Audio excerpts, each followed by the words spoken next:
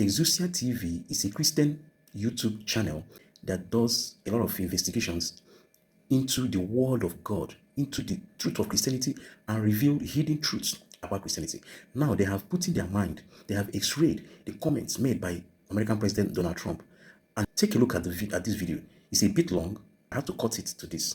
Now, take a look at their own investigation into the comments made by Donald Trump. Let's trace the root. Nigeria's violence is not just about religion. It's a complex mix of economic crisis, ethnic tension, political manipulation, and religious exploitation. The killings started as local conflicts over land, resources, and power. But over time, religion became a convenient mask, a cover story that both sides began to use to justify evil. Once again, the question we leave you with is simple but piercing. Is what's happening in Nigeria truly a Christian genocide? Let's start with what we know for a fact.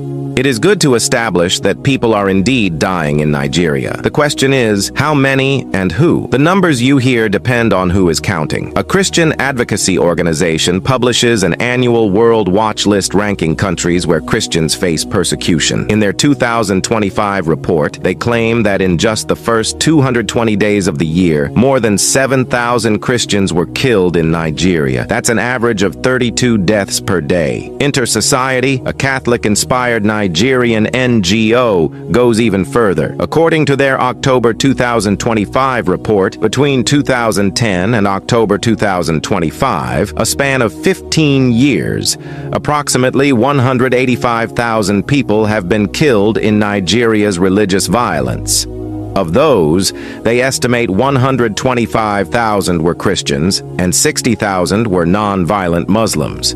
The same report claims 19,100 churches were destroyed, 1,100 Christian communities were displaced, and over 600 Christian clerics were abducted, including 250 Catholic priests and 350 pastors. There's an organization called the Armed Conflict Location and Event Data Project, known as ACLED. This is an independent crisis mapping organization that tracks political violence and protests worldwide. Their data is often used by the United Nations, the U.S. State Department, and major human rights organizations. They appear not to have a political agenda. They simply document violence as it happens using verified reports from the ground. So between January 2020 and September 2025, ACLED documented every attack against civilians in Nigeria. Total civilian deaths were recorded to be 20,049 in total attacks, which were 11,862. Now here's what matters. Of those 11,862 attacks, ACLED identified 385 as targeted events against Christians where Christian identity of the victim was a reported factor. Those 385 attacks resulted in 317 deaths. During the same period, ACLED documented 196 attacks,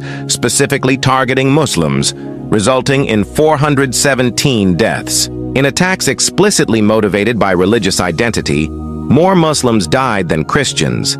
That is, 417 versus 317. Even though there were fewer, this doesn't mean Christian suffering is insignificant. 317 people dead because of their faith is a tragedy, but it means something critical. The vast majority of Nigeria's violence, that is, over 19,000 deaths, cannot be categorized as religiously motivated. The violence is real, the scale is massive, but the Christian genocide framing doesn't match the data. So where did the higher numbers come from? Let's look at the methodology, because this matters a lot. Organizations like Open Doors and Inter-Society appear to count all violence that occurs in Christian-majority areas as religious persecution. If a Christian farmer is killed in a land dispute with a Muslim herder, it is coded as anti-Christian violence. If bandits attack a predominantly Christian village, those deaths are attributed to religious persecution. Meanwhile, ACLED's methodology seems to be more precise here. They only code an attack as religiously motivated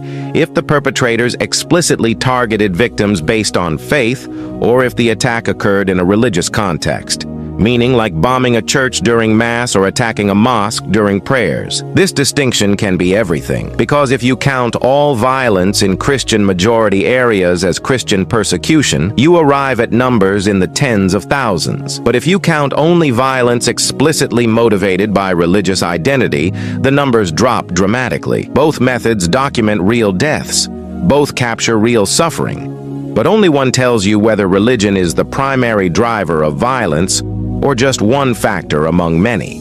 The U.S. State Department, in its 2022 Religious Freedom Report on Nigeria, noted something quite crucial. It says, violence affects both Christians and Muslims. The report went on to explain that issues of religion, ethnicity, land and resource competition, and criminality are often closely linked, making it quite difficult to categorize many incidents as targeting individuals because of their religious identity. In other words, Nigeria's violence is complex. Religion plays a role, no doubt, but so does ethnicity, so does resource scarcity, so does competition for land and water, so does criminal enterprise. When you reduce this complexity to a simple story, Muslims killing Christians or Christians killing Muslims, you miss what's actually happening on the ground, and you miss who else is dying.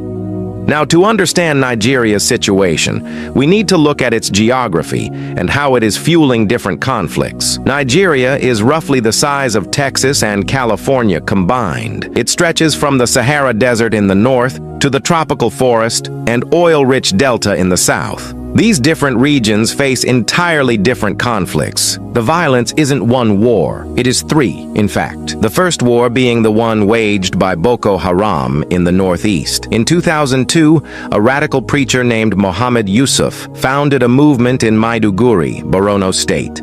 The group became known as Boko Haram, loosely translated as Western education is forbidden. Their official Arabic name translates to people committed to the propagation of the Prophet's teachings and jihad. Their goal was simple and clear: to establish an Islamic caliphate governed by strict Sharia law. In 2009, clashes with Nigerian security forces killed hundreds, including Yusuf himself, who was reportedly killed in custody. The group went underground, then re-emerged with a vengeance. They bombed police stations, attacked military barracks, assassinated government officials, and yes, they targeted Christians. In fact, on December 25, 2011, Christmas Day, Boko Haram bombed St. Teresa's Catholic Church in Madala, near the capital, Abuja. At least 37 people died in that attack. It was the first in a series of church bombings that would terrorize Christian communities across the Northeast. And then, in April 2014, Boko Haram kidnapped 276 schoolgirls from their dormitory in Chibok, Borno State. The girls were predominantly Christians, though some were Muslims. They were taken into the Sambisa forest. Some were forced into marriage. Some were raped.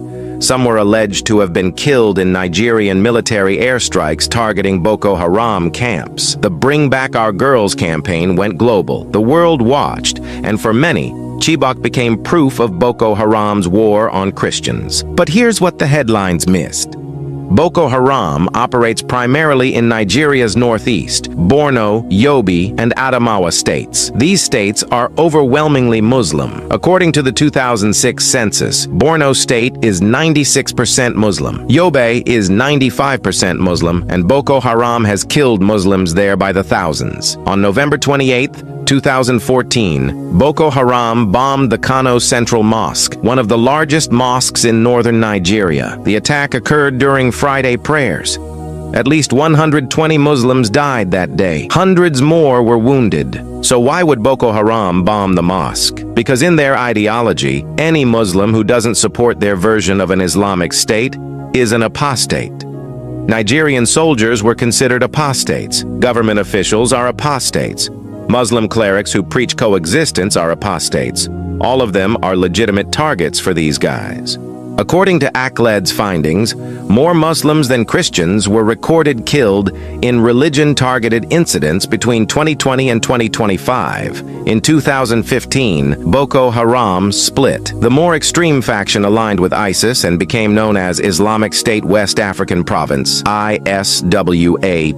Now, while Boko Haram targets both Christian and Muslim civilians, ISWAP focuses more on government forces and infrastructure. Both groups continue to operate to this day. Both continue to kill, and most of their victims are Muslims. This doesn't make Boko Haram's attacks on Christians any less horrific. The Chibok girls, the church bombings, the targeted killings of Christian farmers, all of it is real. But the narrative that Boko Haram exists solely to exterminate Christians ignores the thousands of Muslim civilians they have killed, the mosques they have destroyed, and the Muslim clerics they have executed. It's not a war on Christians. It's a war on everyone who doesn't submit to their version of Islam.